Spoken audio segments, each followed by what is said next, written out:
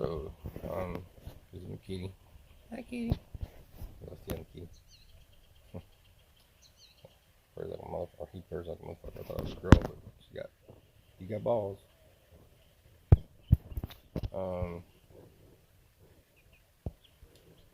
So again, I don't think anything special of these numbers or anything like that. I'm just telling you this is what Gangstalkers do, and they do it to many people subliminally, and to make people think like, "Ooh, this means something," or someone's up to something, or the hotel clerk put me in this room number because they're in on it with them, instead of being subliminally manipulated by the Gangstalkers, or just a coincidence that the Gangstalkers point out. I'm like, ooh, like subliminally.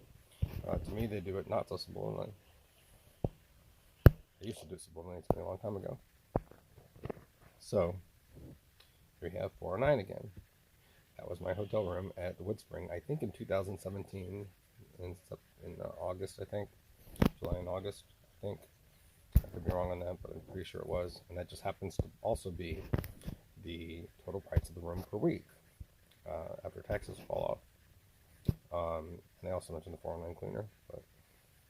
And there's a special mention of 409 in my Gangstalking document. That's very important and should be appreciated. But my father certainly doesn't appreciate it, nor does APD or anyone else, because it shows how there's an incident that happened where I thought something was happening in 309 because they made it seem like there was a noise coming from downstairs, and I thought, well, maybe they're in 309, they're doing that because it feels like something's like bang, like on the, anyway, read it, and it's like, it's very careful to point out how they create problems between people and suspicion between people, and how they make people think they're in on it. Most people that are being gang-stalked, I believe, are being gang-stalked. I mean, it is hard and difficult to distinguish between mental health, but if they don't have a history of mental illness, and even if they do, like, how would they found out about gang-stalking to begin with, you know? Many of them probably are and should be taken seriously. Now, what they say may not be taken seriously if it doesn't describe what's actually happening. If it's suspicions or whatever, that doesn't mean you ignore them, but that's why I was careful to describe things that happened, and instead of putting my opinion into it, which I think should be praised for a document, of a victim and a targeted individual, but instead it's ignored and not appreciated at all, even though it's been my whole life, the past 3 years, 3 years basically, of the document, for 2.5 years.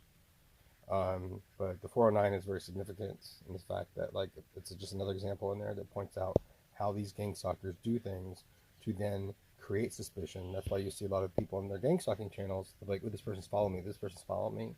I went through that too. They're very good at making you have, with these devices that they have, they can zap you in a way. They can, first of all, subliminally suggest it to you, and it's indistinguishable from thought. They can throw voices around, and only you hear them, or then other people hear them and think they're coming from you.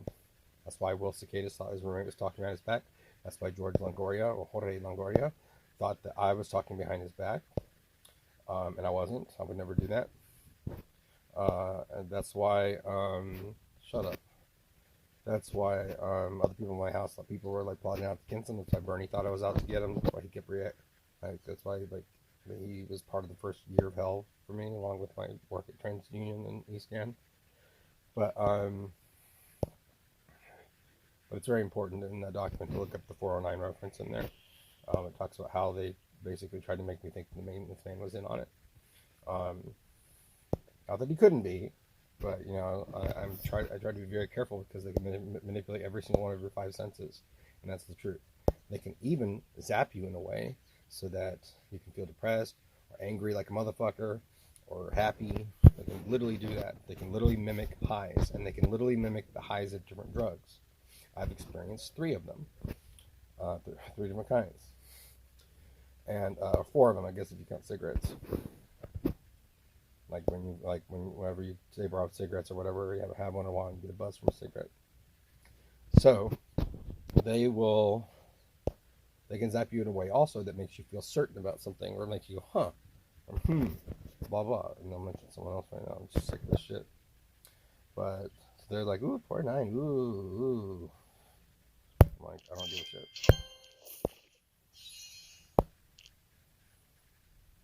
254. They'll mention.